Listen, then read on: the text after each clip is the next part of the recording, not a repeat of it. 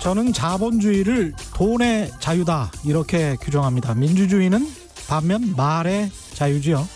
그래서 돈의 자유와 말의 자유가 손에 손을 잡고 나란히 가야 우리가 행복하고 나라도 번영하게 될 것이다. 그렇게 믿고 있습니다.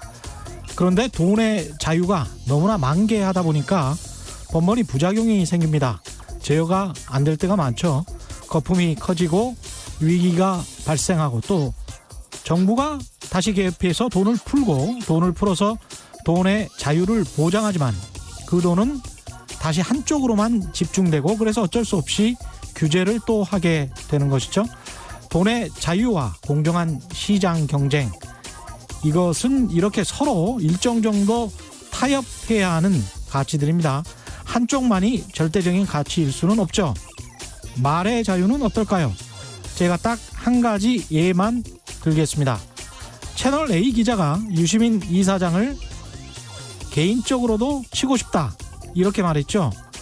한 개인을 공식 정치인도 아닌 유튜브 진행자 비영리 시민단체 이사장을 검찰이 좋아할 것 같다 그런 이유로 또는 개인적으로 쳐야 된다고 생각해서 그냥 치려고 시도했던 것, 그건 언론의 자유라고 부를 수 있을까요?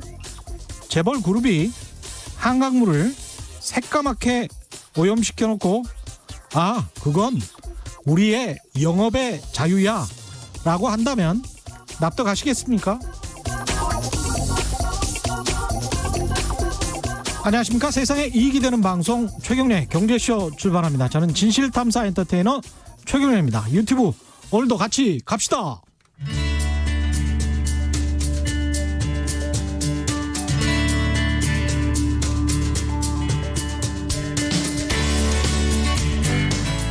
경제방송 아무거나 들으면 큰일 납니다. 듣고 또 들어도 탈이 나지 않는 최경영의 경제쇼. 네, 언제나 핫한 부동산 이슈를 보다 넓고 깊게 살펴보는 이광수의 부동산 이야기 시간입니다. 미래에셋대우 리서치센터의 이광수 연구원과 함께합니다. 안녕하십니까? 네, 안녕하십니까?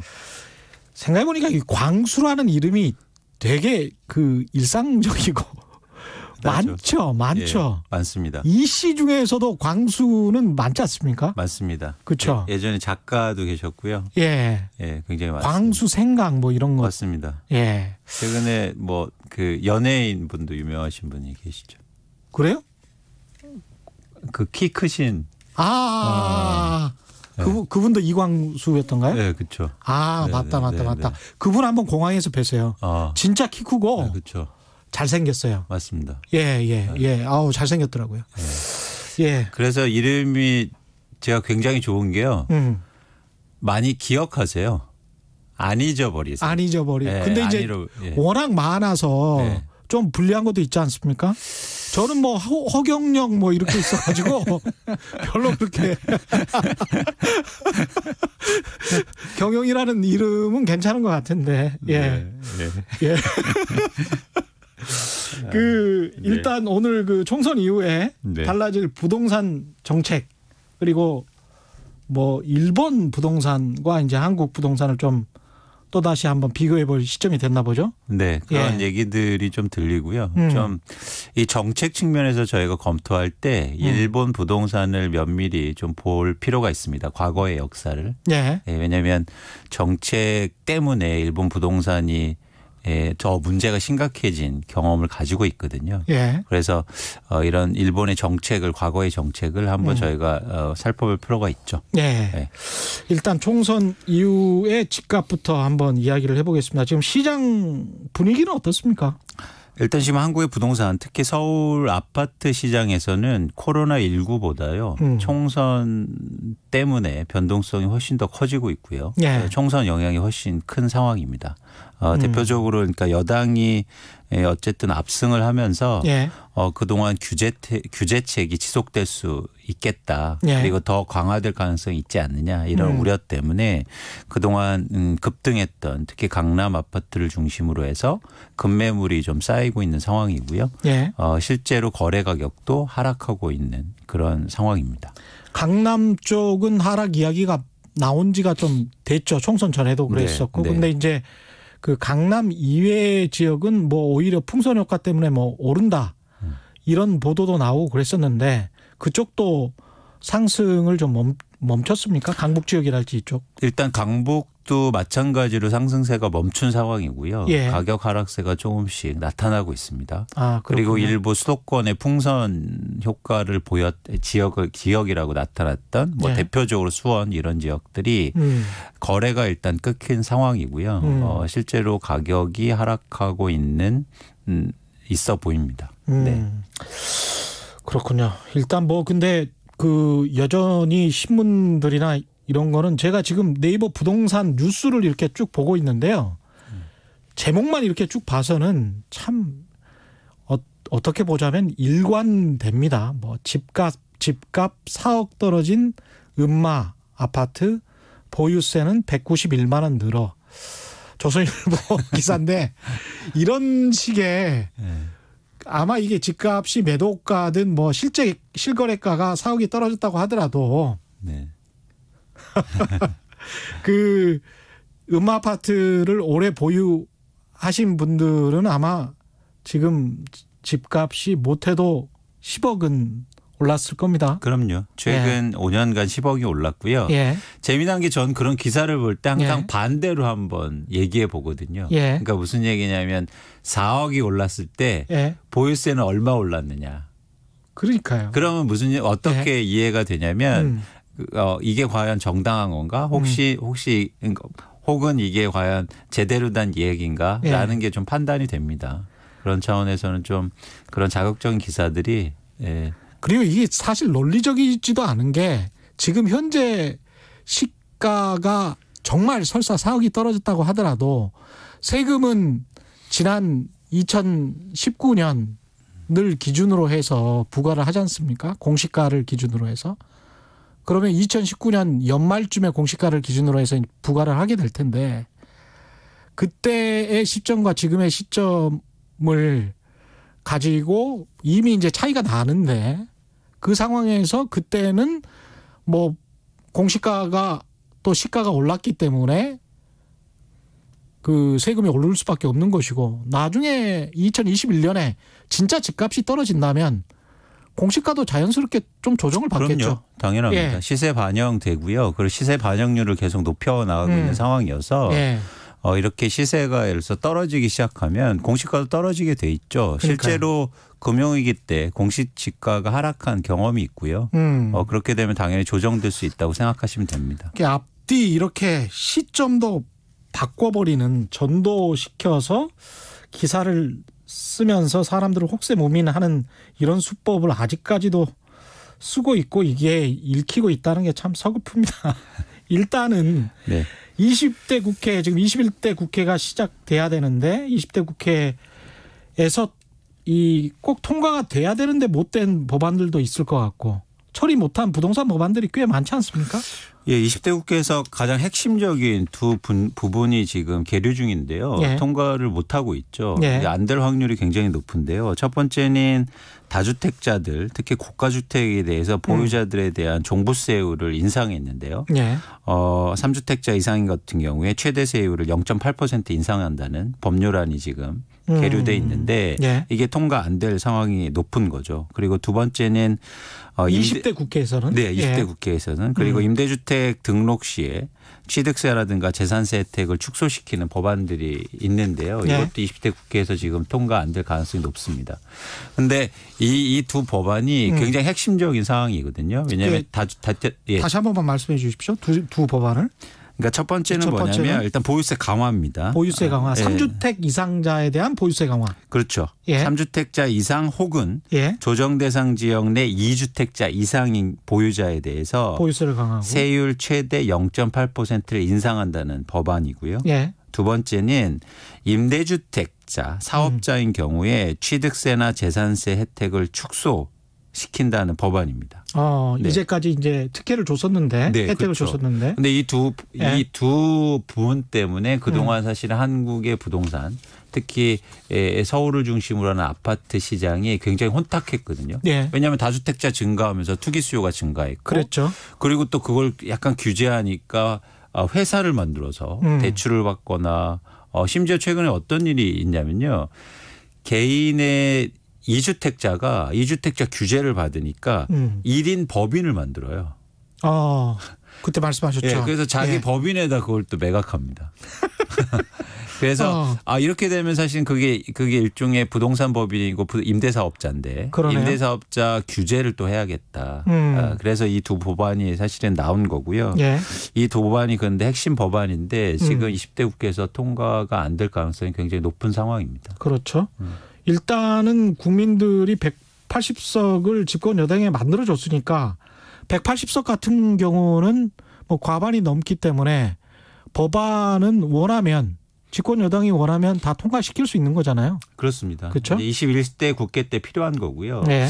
저는 뭐 이거는 저희가 좀 생각할 필요가 있는 게 이번 총선에서 물론 다른 가지 특히 코로나19 이슈 같은 게 많이 또 영향도 미쳤다고 생각하지만 부동산 때문에 굉장히 혼란스러웠거든요. 그렇죠. 특히 야당 같은 경우에는 부동산 법안을 통해서 일부 지역에서는 뭐 내가 집값 올려줄게, 부동산 규제 완화해줄게 이러면서 사실은 표를 모으려고 했는데 사실은 압승으로 끝났다는 거는 뭐냐면 많은 국민들이나 아니면 이런 민심이 결국엔 부동산 시장을 안정시켜야 된다. 그렇죠. 하향 안정화시켜야 그렇죠. 된다. 너무 비싸다. 네. 예. 이게 민심이고 표의 표심이라고 보기 때문에 이런 차원에서는 이렇게 새롭게 구성되는 국회에서도 이런 규제라든가 일관성을 갖고 추진할 필요가 있어 보이고요. 예. 그런 차원에서 이런 핵심 법안들이 21대에도 계속 추진되고 통과될 거라는 그런 약속이라든지 뭐 이런 것들이 좀 필요해 보입니다.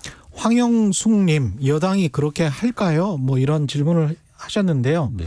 180석을 만들어준 국민들에게 어떤 보람을 주기 위해서라도 반드시 본인들이 이야기했던 정책들은 지켜야죠. 그렇습니다. 그런데 예. 이제 요즘에 약간 논란이 있는 게 경기가 좀 어려우니까 예. 규제를 그렇게 심하게 할 필요 있느냐 이런 얘기들을 하고 있는 거죠. 그렇죠. 네, 그래서 그 이야기도 좀 차근차근 네. 해봐야 될 것 같습니다. 네. 일단 그리고 추가적으로 거론되고 있는 정책들이 또 있습니까? 앞으로 이제 21대 국회에서. 저희가 예상하고 있는 거는 일단 그 서민이라든지 아니면 예. 중산층의 특히 임대 시장의 안정화를 위해서 대표적으로 전월세 제도의 규제를 좀 예. 정책을 도입하는 겁니다. 대표적으로는 전월세 상한제가 있을 수 있고요. 계약갱신 청구권을 도입할 가능성이 있어 보입니다. 예. 그래서 약간 이게 청취자분들이 전월세 상한제가 뭐냐 이렇게 질문하신 분들이 좀 있어서 말씀드리면 기존의 전세를 예를 들어서 2억에 들어가신다면 상한을 둬서요. 네. 5% 이상을 못 올리게 하는 거예요. 다음에 갱신할 때. 네. 그래서 그런 어떤 강제 조항을 넣는 거고요. 그다음에 계약갱신권 청구권은 지금 2년으로 돼 있잖아요. 네. 그래서 2년이 끝날 때 지금은 그냥 내보내도 됩니다. 조건에 안 맞으면. 그렇죠. 그런데 네. 2년을 추가적으로 청구할 수 있는 권리를 세입자한테 2년 더 살고 싶다. 그렇죠. 예. 그러면 5%만 더 인상해서 5% 내에서만 5% 내에서만 예. 인상시킨 다음에 연장할 수 있는 거죠. 그래서 예. 이 전월세 상한제와 계약갱신 청구권 제도는 같이 가야 됩니다. 그렇죠. 그렇죠. 따로 예. 가면 의미가 없는 거죠. 예. 예. 그래서 같이 가야 되는 거예요. 예를 들어서 나 10% 뭐 5% 인상하기 싫어. 아니 5% 이내에서 말고 더 인상하고 싶어. 그래서 나가라고 하면 안 되잖아요. 그렇죠. 네, 그래서 두 개가 같이 가야 되는데 이런 측면에서는 이런 두 가지 정책이 핵심적으로 검토되고 있는 정책이라고 보고 있습니다. 5% 상한 룰도 어떻게 보면 상당히 집주인들에게는 관대할 수도 있어요. 왜냐하면 인플레이션이랄지 이런 거를 생각을 해보면 2년에 5% 이내에는 올릴 수 있다는 이야기잖아요. 그러면 지금 같은 저금리 기조, 그다음에 지금 같은 거의 디플레이션을 걱정하는 그런 상황에서 3억 원의 전세를 받고 있었는데 뭐 5%면 3억 1,500만 원까지는 받을 수 있다. 뭐 이런 거잖아요. 맞습니다. 그럼 집주인 입장에서 나쁠 거는 없을 것 같은데. 그렇죠. 근데 그 정도면 문제가 뭐냐면 예. 실제로 상향이 인상을 시킬 수 없는 조건에서도 인상한다는 거죠. 이유는 그렇죠. 뭐냐면 그렇죠. 상황적 뭐랄까요? 그 상황적으로 그렇게 될 수밖에 없습니다. 예를 들어서 제가 3억에 사는데 집주인이 10% 올려줘. 그럼 어떻게 생각하시냐면 그러면 3억 3천에 올려줘야 되는데 예. 이사비라든지. 그렇죠. 그리고 다른 데 찾는 비용 뭐 이게 학교 이런 예. 것들을 고려하면 응할 수밖에 없어요. 그렇습니다. 시장 상황이 그렇게 안 됨에도 불구하고. 예. 그래서 항상 세입자는 항상 불리한 구조입니다. 이 구조상으로. 저도 세입자 생활을 오랫동안 해보니까 네. 그게 한 서울 같은 경우에 500만 원 왔다 갔다 하면 그러면 그냥 눌러 사는 게 본인 그 몸도 그렇죠. 편하고 그렇죠. 여러모로 집안 사람들 이렇게 걱정도 안 시켜주고 이게 좀 좋은 것 같더라고요. 그렇죠. 예. 그래서 실제로 시중금리도 이렇게 낮고 그런데 집을 갖고 계신 분들이 계속 그런 강요를 하는 거예요. 그러니까 근데 상황적으로 볼 때 이사비도 들고 예를 들어서 중개 수수료도 들고 학교도 옮겨야 되고 이런 부담이 되게 크기 때문에 그럼요. 어쩔 수 없이 응할 수밖에 없는 거죠. 예. 그래서 세입자가 항상 약자라는 겁니다. 그렇습니다. 네, 그래서 예. 이런 어떤 상황적인 불리함을 정책적으로 보완해 줄 수 있는 게 필요하다. 근데 이제 지난번 총선에서 특히 이제 강남권에 출마한 더불어민주당 총선 후보들 그리고 뭐 이낙연 공동 선대위원장까지 그 뭐 1가구 1주택인 사람에 한해서는 종부세를 조금 더 내려줄 수도 있는 것처럼 이야기를 했잖아요. 근데 이제 그리고 난 다음에 아니야 꼭 그런 이야기는 아니었어 뭐 이런 식으로 말을 바꾸는 것 같은데 이런 1주택자의 종부세 완화 정책 이거는 완화될 가능성은 별로 없는 거죠. 뭐 그 점에 해석의 여지가 있는데요. 일단 예. 민주당이 강남에서 그 정책을 하겠다고 했는데 예. 일단 당선이 많이 안 됐기 때문에 거의 안 됐죠. 네. 예. 그래서 그거에 대해서 심리적 부담이라든지 이런 것들이 없겠죠. 그리고 이 정책이라는 건 결국엔 당정협의이기 때문에 예. 정부의 그러니까 국토교통부라든가 정부 쪽에서 이런 핵심적인 법률에 대해서 완화될 계획은 없어 보입니다. 그렇군요. 근데 아까 말씀하셨지만 이 부동산 가격이 이런 패턴으로 또는 더 빠르게 하락한다면 경제지들을 비롯해서 나라가 힘들어지고 전반적으로 이게 굉장히 안 좋을 것 같은데 뭔가 좀 규제 완화 정책을 해야 된다 이런 목소리가 굉장히 비등해질 텐데요. 저희는 그거는 너무나 뻔한 얘기인데요. 그렇죠? 예. 앞으로 제가 감히 예상해 본다면 계속 나올 거예요. 이제 건설 경기 안 좋다, 예. 뭐 집 덜 짓는다, 그래서 일자리 줄어든다, 뭐 경제 성장률 둔화된다, 건설 이렇게 놔둘 필요가 있느냐. 최근에 되게 재밌는 일이 있었는데요. 예. 문재인 대통령께서 뉴딜 얘기를 하셨죠. 뉴딜. 뉴딜. 예. 네. 근데 그 뉴딜 딱 단어만 보고 갑자기 주식시장에서 건설주하고 시멘트주가 폭등을 했어요. 그날. 뉴딜 하면 건설이죠. 그렇죠. 예. 그러니까 뉴딜을 하니까 건설로 같이 생각하니까 투자들이나 이런 분들이 막 건설주나 시멘트주를 막 산 거죠. 그런데 장 끝나고 나온 상세 자료를 보니까 그런 뉴딜 아니고 향후의 미래 산업이라든지 이런 쪽의 일자리를 확보하는 뉴딜이다. 네, 미래 산업에 대한 뉴딜. 네. 네. 그러니까 과거에 미국에서 한 뉴딜은 물론 그때 당시에 그런 건설 산업이나 이런 게 사실 첨단 산업이었습니다. 1930년대 댐 짓고 그렇겠습니다. 예. 그러니까 우리가 단순하게 생각하는 거예요. 그런데 어쨌든 이 건설업을 통해서 경기 부양한다는 게 지금의 상황에서 맞는 건가? 이건 전 심각한 고민이 필요하다. 예. 과연 그 일자리가 지속 가능하고 그러네. 예. 예. 그리고 과연 우리가 지금 변화하고 있는 경제를 위해서 우리의 세금을 넣어야 되는가 차원에서는 심각한 고민이 필요한 물론 제가 따져보니까요. 이 건설업을 갑자기 막 SOC 투자를 하고 집을 많이 지으면 아주 단기간에 일자리는 확 늘어요. 예. 근데 그 길자리가 다 여러분 아시다시피 일용직이라든가 그렇죠. 아니면 단기 일자리입니다. 해외 노동자가 이주 노동자가 또 많죠. 그렇죠. 예. 그래서 3년 동안 아파트 짓는 동안만 고용되는 인력이잖아요. 예. 그것 때문에 사실 일시적으로 거기에 취해서 막 지금 아파트를 짓고 SOC를 하고 그럴 땐가는 심각한 고민인 거죠. 그러니까 건설 산업만 보면 혁신적인 변화가 필요합니다. 그렇습니다. 네. 예. 예전처럼 단순하게 예산을 투입해서 도로를 만들고 아니면 아파트를 짓고 지금 당장 집값 또 이게 재미있는 게 집값 떨어지는 거하고 건설 산업하고는 또 별개의 문제예요. 그렇게 또 생각해 볼 수도 있겠습니다. 네, 네. 예. 사실은 집값이 오른다고 그래서 아파트를 막 지을 수 있는 지금 상황도 아닙니다. 예전하고 다르게. 예. 왜 그렇죠? 예를 들어서 강남의 집값이 오르면 강남이 집을 막 짓습니까? 그렇지 않잖아요. 그러니까 예를 들어서 유통 가격만 올릴 뿐이지 그게 예를 들어서 우리나라의 GDP를 아니면 1인당 소득을 증가시키는 그런 쪽으로까지 연결되지 않는다는 거예요. 집값이라는 게. 아, 집값은 분명히 그렇죠. 집값은 스탁의 개념이니까. 그렇습니다. 자산의 개념이니까. 그렇죠. 예. 그리고 사실 이걸 좀 확장해서 어떤 분들은 긍정적으로 보시는데 자산 효과가 있다. 집값이 오르면 많이 쓸 수도 있으니까. 그런데 한국에는 지금까지 자산 효과가 있던 어떠한 검증 결과도 없습니다. 사실은 주식 가격이 오르면 자산 효과, 부의 효과가 많이 나타난다고 그러잖아요. 미국 같은 경우에. 근데 한국 같은 경우도 주식은 사실은 금방 팔아서 유동성이 있기 때문에 뭔가 사 먹을 수 있고 소비할 수 있는 가능성이 높은데 집을 한 채 가지고 있는 사람이 내가 집값이 1억이 올랐기 때문에 이걸 금방 팔아서 막 쓸래 뭐 이러는 사람은 없잖아요. 그렇죠. 맞습니다. 예. 맞습니다. 예.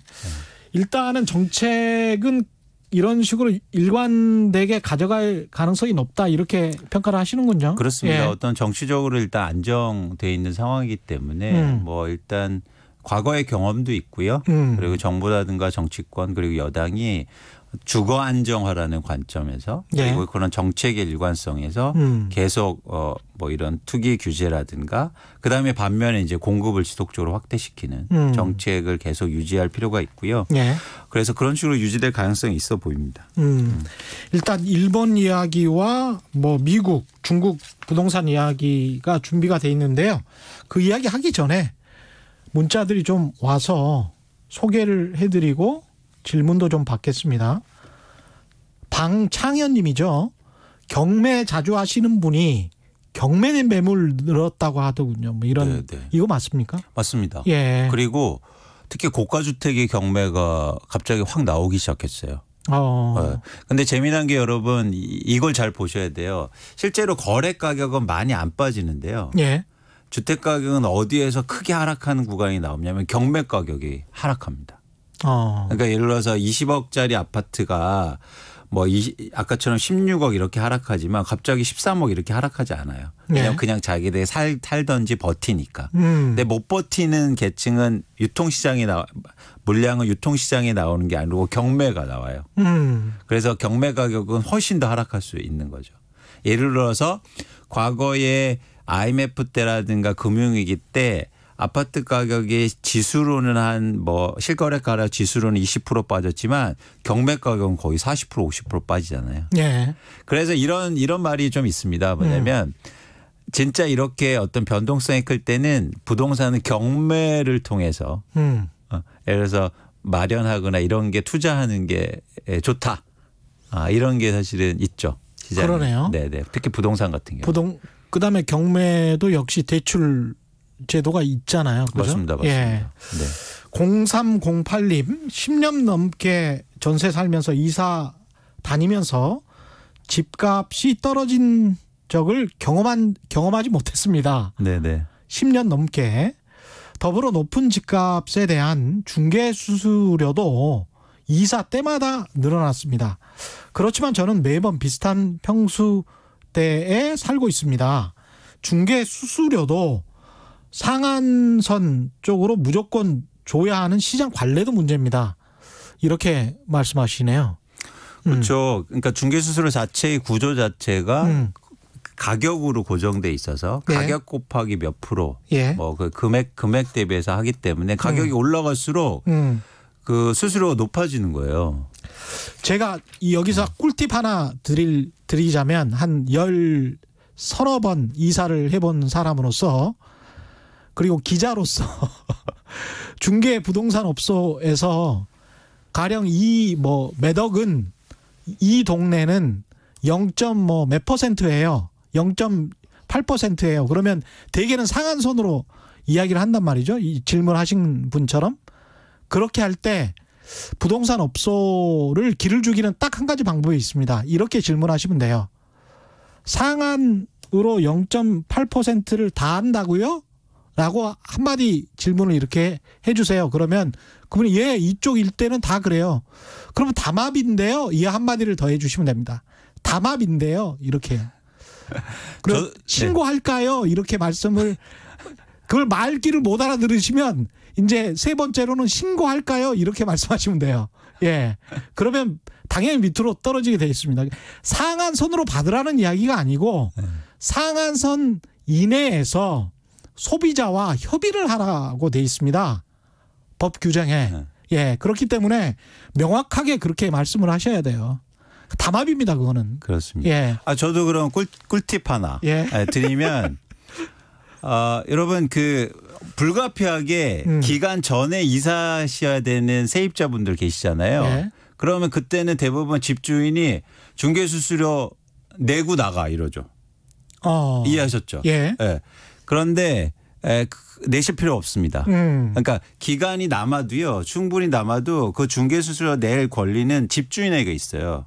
그건 판례에 나와 있습니다. 예. 여러분 그냥 관행적으로 세입자가 내세요. 세입자 그래 내가 약속 못 지키고 먼저 나가니까 미안해서 새로운 집주인이 내야 될 그 중개수수료를 내는데 내실 필요 없습니다. 예. 그거는 집주인이 내야 될 당연한 권리, 그러니까 의무가 있고요. 예. 그렇기 때문에 여러분 내실 필요가 없어요. 그래서 그건 판례에 있고요. 판례를 제가 나중에 원하시면 이렇게 댓글에 그 판례본을 올려드리겠습니다. 예. 잠시 꿀팁 배틀이 이어졌습니다. 예. 김태형님은 180석의 힘으로 이번에 부동산 카르텔을 만천하에 드러내서 전 국민이 알도록 하자. 이번이 기회다. 부동산 가격 상승은 국가 GDP 상승과 함께 움직여야 하는 게 지극히 정상이다. 예, 제대로 말씀을 해 주셨습니다. 김상진님, 시장에 지나치게 개입하면 안 좋습니다. 이런 말씀이고요. 최종옥님, 경제지들의 이야기는 듣지 말고 정부 시책이 확고하다면 밀고 나가야 합니다. 땅값 상승은 기업체들이 비업무용으로 보유하면서 땅값 오르기를 기다리고 투기하는 게 문제입니다. 이런 것은 세금 부과를 높게 해서 비업무용 토지를 보유하지 못하도록 해야 합니다. 최종욱 님도 아주 정확하게 알고 계시네요. 네. 예. 걸리수님은 여기 지방이에요. 아파트 건물 엄청 지어놓고 분양 안 돼서 유치권 점유하는데 엄청 많아요. 야, 분양이 안 돼가지고 유치권 점유. 지방 같은 경우 그런 경우가 있죠. 예. 네. 이 경기가 안 좋은 지방 같은 경우는 참 먼저. 먼저 나타나고 있습니다. 네. 강선모님은 공공보육시설, 요양시설, 의료시설, 문화시설 확충은 조금 다른 의미가 있지 않나요? 라고 말씀하셨습니다. 전혀 다른 의미가 있죠. 예, 이거는 당연히 좀 그렇습니다. 확충이 돼야 되고. 그렇습니다. 예. 그럼요. 네. 일단 이제 일본 그 장기 불황, 그다음에 일본의 부동산 장기 불황이 지금 과거 일본 부동산 시장을 일단 먼저 잠깐 정리를 하고. 그렇죠. 이건 굉장히 재밌는 이야기여서 여러분 많이 아시겠지만 한번 간단하게 정리를 한번 해볼 필요가 있습니다. 그리고 우리나라 정책의 향후에 어떻게 방향으로 가야 될지 그런 함의도 좀 있어서요. 과거에 보시면 사실 여러분은 간단하게 아시는 게 일본의 부동산 시장 20년, 30년 동안 계속 안 좋았다. 근데 그 출발점이 있었습니다. 뭐냐면 1985년 9월에 일본하고 미국, 그러니까 일본하고 플라자 합의라는 걸 하는데요. 예. 그러니까 그 당시에 일본의 제품이 너무 미국에서 잘 팔리니까 미국에서 무역 역조 현상이 너무 심한 거죠. 적자가. 그러다 보니까 니네 일본 어떤 책임을 져. 그래서 두 나라가 만나서 플라자 합의라는 걸 합니다. 이건 뭐냐면 엔화를 강세를 시키는 거예요. 그래서 엔화를 강세를 시켜서 일본 제품의 경쟁력을 낮추는 거죠. 그래서 그런 차원에서 그래서 이제는 그런 과정이 일어나니까 갑자기 수출이 좀 줄어들죠. 예. 수출하는 기업들이 안 되니까 갑자기 일본 정부가 내수 경기 부양에 나선 거죠. 그래서 금리를 확 낮춥니다. 예. 금리를 거의 6%에서 2.5%대로 낮추는데 금리를 낮추니까 돈들이 막 시중에 풀릴 거잖아요. 예. 시중에 풀리는데 이게 건전한 투자라든가 산업 생산 쪽에 안 가고 부동산 쪽에 몰리는 거죠. 그리고 투자 쪽으로. 그랬죠. 예. 예. 그러면서 갑자기 니케이 지수가 3배 이상 상승하고요. 부동산 가격이 폭등합니다. 그래서 1990년까지 거의 한 4, 5년간 폭등하죠. 예. 그러면서 막 너도나도 이제 부동산 투자하고 이런 과정이 있다가 갑자기 부동산 시장이 막 버블이 일어나고 이런 기조가 보이니까 일본 정부가 되게 자신하면서 그러니까 규제해야 되니까 금리를 갑자기 올리기 시작합니다. 그런데 그러면서 갑자기 또 올리다 보니까 부동산 가격이 확 떨어지거든요. 예. 아주 단기간 내에 1년 내에. 그래서 또 일본 정부가 부랴부랴 금리를 또 확 올려요. 예. 아니 그러니까 확 내리죠. 예. 내리죠. 올리다가. 그러니까 내렸다가 부동산 가격이 오르니까 다시 금리를 올렸다가 부동산 가격 빠지니까 또 금리를 내리죠. 그런데 예. 중요한 건 이때부터 안 먹히기 시작합니다. 금리를 내려도 사람들이 부동산을 사지 않기 시작해요. 투자도 안 하고. 이게 바로 정책의 합의점이 왜 중요하냐면 정책을 이렇게 어떤 기조를 갖고 일관성을 안 갖다 보니까 특히 금리라든가 큰 정책들을 안 갖다 보니까 시장의 참여자들이 그 정책을 불신하기 시작합니다. 그래서 아무리 풀어주고 막 건설 투자하고 부동산 사라고 그러고 가격 빠져도 아무도 안 믿는 거예요. 그래서 한 15년 20년간 장기 불황에 빠지는 거죠. 예. 그래서 그런 차원에서 일본의 시장에서 우리가 이제 던지는 질문 자체는 이제 두 가지 정도로 요약할 수 있는데 첫 번째는 부동산 시장에서 이 금융 시장의 역할 예. 그리고 금리라든가 금융 정책이 굉장히 중요하다는 거고 두 번째는 그러면서 일본 정부도 단순하게 금리뿐만 아니라 막 부동산 정책 규제 완화들을 수없이 반복합니다. 예. 그런데 이런 과정이 나중에 보면 전혀 안 먹히는 시장으로 가거든요. 그러면서 장기 불황에 빠지는데 결국엔 정책의 일관성을 갖는 되게 중요하다. 정책 일관성. 정책 일관성이 굉장히 중요하다. 그렇습니다. 아까 우리 한국 정부에게 조언한 말씀하고 비슷합니다. 그렇습니다. 예, 그러니까 그렇죠. 뭐냐면 지금 예. 갑자기 막 부동산 가격이 빠진다고 그래서 또 막 부양책을 쓴다 혹시. 부양책. 이걸 또 이제 유연성이라고 이제 표현할 수도 있겠죠. 그렇죠. 그런데 그렇게 말하면 예. 핵심이라든가 이런 부분은 건드려서는 안 되는 부분. 핵심적인 부분들은. 네. 그러니까 가격이 지금 현재 그 국민 소득이랑 비교를 해봤을 때 지나치게 높은 측면이 있기 때문에 네. 특히 서울 수도권 가격들은 그래서 굉장히 힘겨워하고 있는 미래 세대, 청년 세대들이 있고 무주택자들이 있기 때문에 그 사람들이 집을 살 수 있을 정도로 안정되게 살 수 있을 정도로 국민 GDP가 차차 높아지고 가격은 집 가격은 좀 조금씩 좀 떨어져서 10년이나 20년 후에 어떤 적정한 선에서 서로가 만나는 그럴 때 이제 사람들이 뭐랄까요 장기적으로 가격이 내려가고 있고 내 소득은 올라가고 있으니까 집을 굳이 힘들게 빨리 살 필요가 없겠구나. 그런 어떤 분위기도 다 조성이 되고 그러면 전반적으로 가격도 하향 안정화되고 주거 안정이라는 측면에서도 그 어떤 정책 목표를 실현할 수 있지 않을까 그런 생각이 들더라고요. 그렇습니다. 그런데 예. 이제 현실적으로 보면 그러니까 아까 정치자분이 올렸듯이 GDP 성장률만큼 집값이 올라가면 아주 이상적이죠. 그런데 절대 그럴 나라도 없고요. 예. 그럴 수도 없습니다. 제가 볼 때는.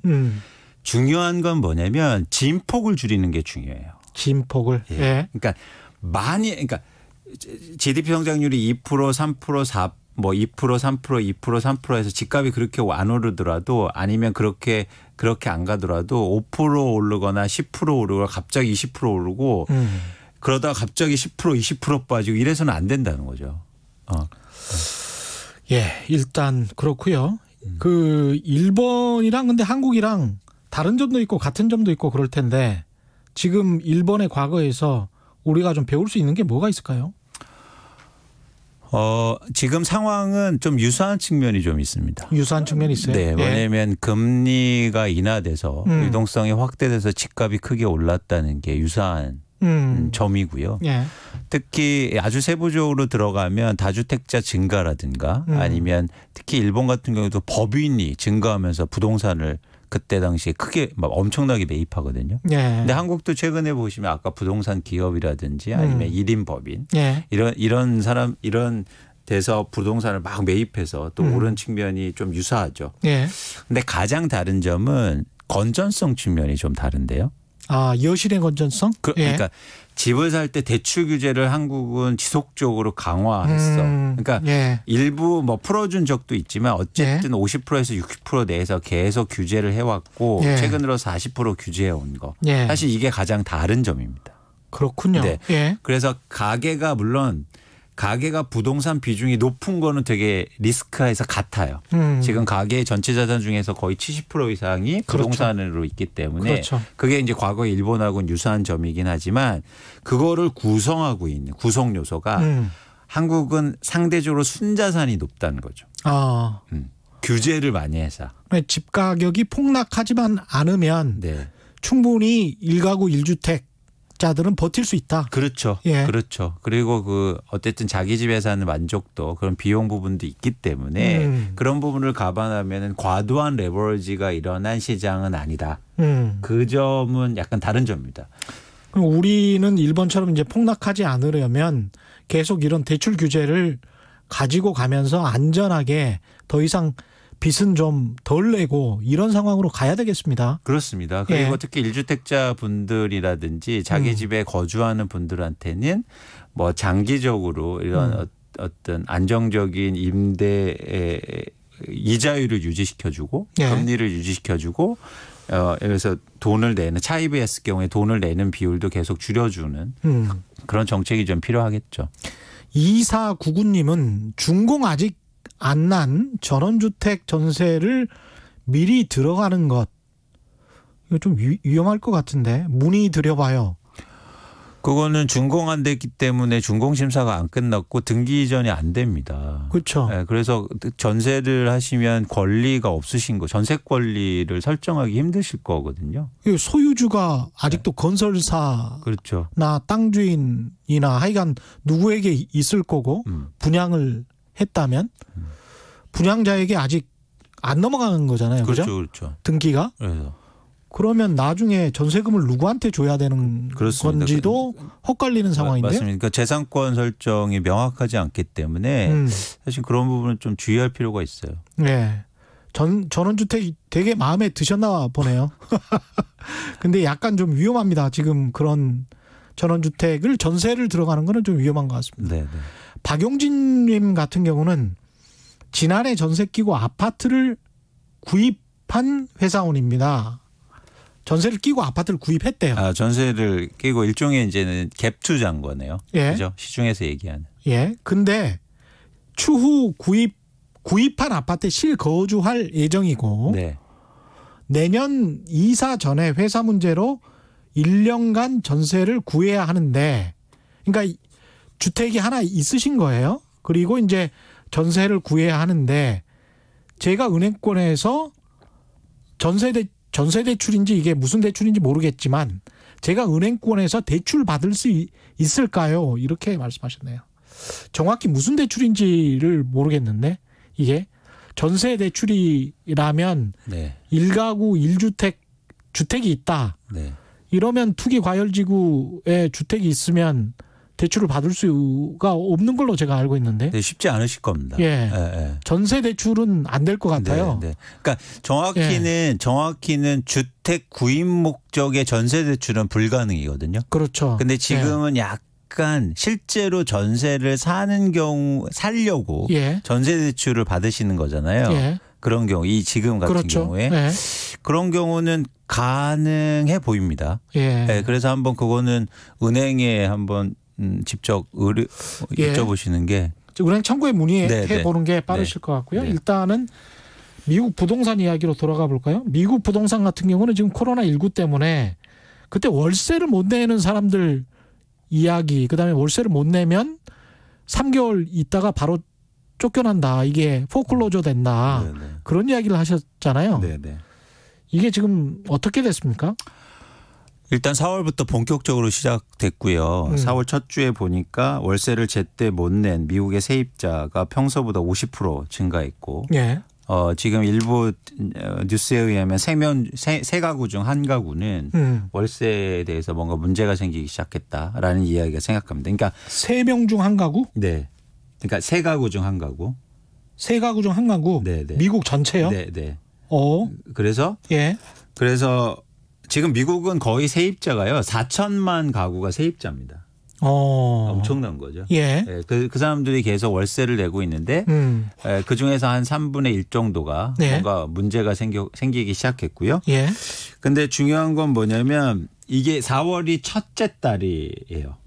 4월이? 네. 예. 그러니까 코로나19 이후에 뭔가 월세가 문제가 생기기 시작한 첫째 달이죠. 4월이 첫째 달이죠. 그렇죠. 네. 예. 락다운 된 지. 네. 예. 그리고 이제 아까 말씀하셨듯이 3개월이 중요한데 4월, 5월, 6월로 이런 추이를 좀 봐야 되는데요. 어쨌든 문제는 좀 심각해질 가능성이 있고 저희가 이 부분에 대해서 왜 이렇게 관심을 가져야 되냐면요. 부동산은 단순히 부동산 문제가 아니고 이건 부동산 그러니까 금융 시스템의 문제입니다. 특히 그렇죠. 미국 같은 경우. 예. 그래서 제가 지난번에도 말씀드렸듯이 시스템이 잘 갖춰져서 오히려 문제가 생길 수 있다.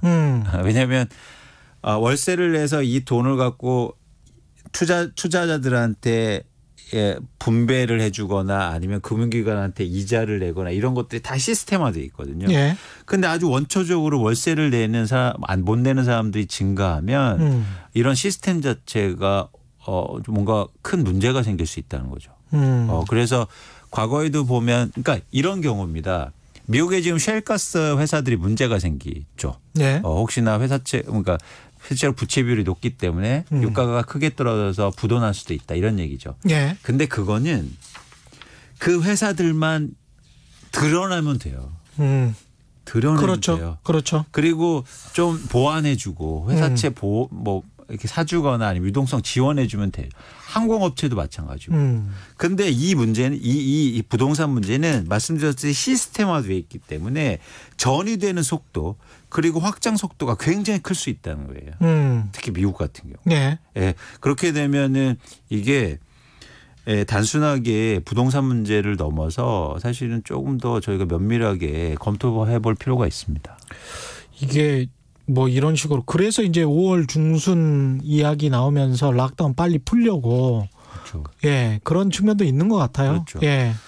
저희가 그 최근에 워싱턴 포스트에서 이런 기사가 났는데요. 지금 미국인들이 가장 걱정하는 게 뭐냐면 렌트비를 못 낼까 봐. 그게 가장 걱정이에요? 이게 헤드라인이 Many Americans' biggest worry right now is the rent mortgage payment잖아요. 그러네요. 그러니까 왜냐하면 이게 시작됐다는 얘기거든요. 재미난 게 근데 지금 평균적으로 미국의 가구가 평균입니다. 평균에 한 달에 내는 렌트비가 1,000불이에요. 1,000불. 네. 근데 지금 일시적으로 정부가 보전해주고 가게에 지원해주는 게 평균적으로 1,600불이 나갑니다. 그러면 1,000불 렌트비 내고 나면 600불 남네? 그렇죠. 일단 남아요. 근데 1,600불이 한계가 있는 거죠. 그렇습니다. 이게 예를 들어서 제가 알기로는 한 달이라든지 이게 정해져 있어요. 그러면 이제는 그런데도 불구하고 지금 3분의 1이 문제가 생겼잖아요. 그렇죠. 그렇게 지원해 주는데도. 근데 지원이 주면 더 문제가 커질 수 있다는 거죠. 그렇죠. 그리고 이제 1,600불을 받아서 먹고 살 게 당장 없는데 1,000불을 낸큼 그렇죠. 렌트비를 낼까 월세를 낼까 그렇죠. 그렇지 않을 사람들이 꽤 많을 것 같은데요. 미국인들이. 그렇습니다. 그래서 저번에도 말씀드렸듯이 이제 모럴 해저드가 나오는데 그러니까 그렇게 돈을 받아도 월세도 내고 그렇게 살아 해서 돈을 줬는데 월세는 안 내고 일단 식음료 먼저 사기 시작하는 거죠. 그렇죠. 먹을 것부터 사요. 당연히 그래야 되고요. 그러면서 이제는 이 부동산 문제는 조금 더 심각한 문제로 갈 수도 있다. 근데 이 문제를 잘 얘기를 안 하고 있습니다. 그러네요. 예. 왜냐하면 특히 이제 금융시장, 특히 이제 주식시장에서 요즘 막 미국 주식도 많이 오르고 한국 시장도 거의 회복돼 있는 상황인데요. 이제 주식시장은 돈으로 움직일 수 있어요. 그렇죠. 네, 돈의 힘으로. 근데 부동산 시장 이런 실물과 실제로 경제 생활이 직접적으로 또 연관이 돼 있기 때문에 그런데 그래서 천천히 데미지가 옵니다. 그렇죠. 근데 파장은 클 수 있다는 거죠. 그렇죠. 예. 금융기관으로 이런 위험성이 이전이 되면은 굉장히 큰 파장을 몰고 올 수밖에 없죠. 그래서 저희가 지속적으로 이제 체크해 드릴 건데 어쨌든 매월 이렇게 어떤 문제가 생기는지 그리고 이게 한 3개월 이상 지속되면 시스템 문제화되고 사실 글로벌하게도 크게 문제가 될 수 있다 생각합니다. 예.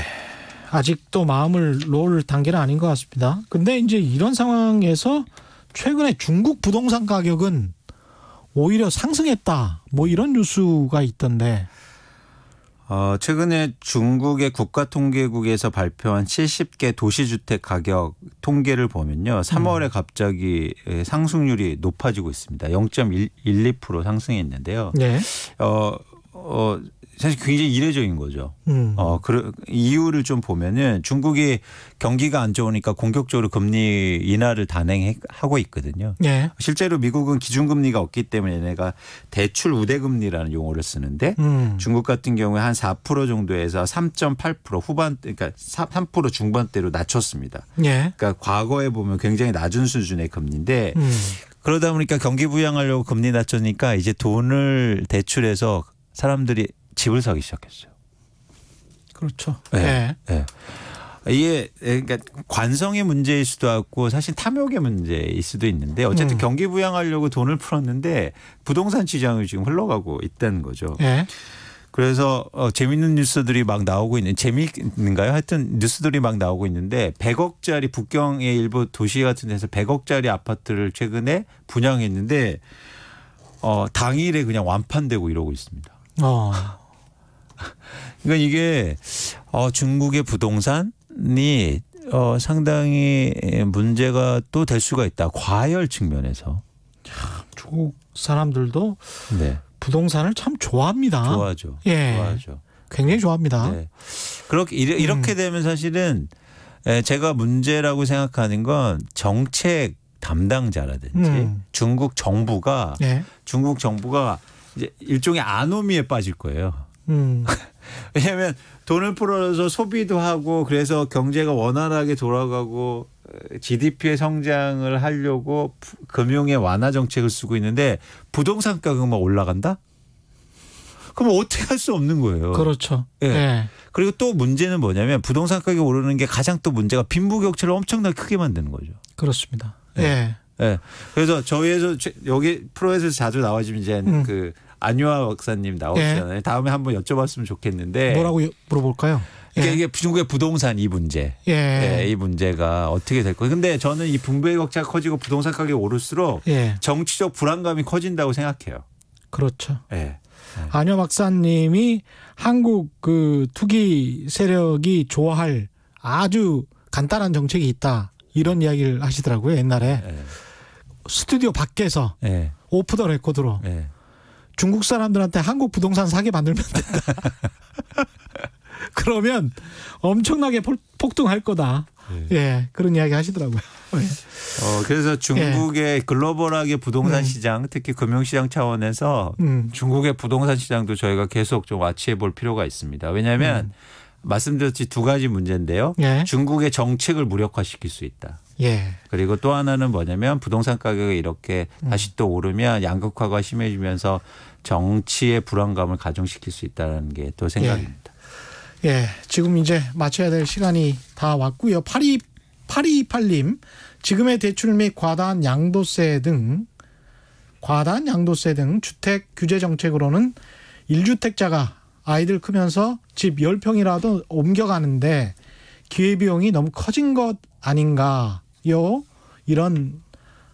제안을 하셨네요. 오늘 밤 10시에 최경래 이슈 오도독 유튜브에 업로드 됩니다. 다시 한번 말씀드리는데 오늘은 검찰 개혁에 대해서 심도 있는 이야기 나눠볼 겁니다. 이슈 오도독 아직 한 번도 안 보셨으면 꼭 권해드리고요. 내일부터 연휴인데 이슈 오도독 그동안의 영상들도 아주 재밌습니다. 한번 최경영의 경제쇼와 함께 봐주시기 바랍니다. 지금까지 미래세대우의 이광수 연구원과 함께했습니다. 고맙습니다. 고맙습니다. 예, 저희가 준비한 최경영의 경제쇼 여기까지였고요. 저는 KBS 최경영